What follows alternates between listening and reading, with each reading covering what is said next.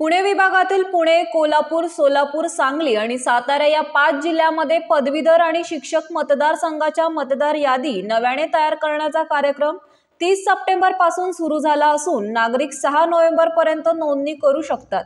या मोहिमेसाठी विभागीय आयुक्त चंद्रकांत पुलकुंडवार हे मतदार नोंदणी अधिकारी म्हणून नियुक्त असून संबंधित जिल्ह्यांचे जिल्हाधिकारी हे सहाय्यक मतदार नोंदणी अधिकारी म्हणून कार्यरत राहणार आहेत।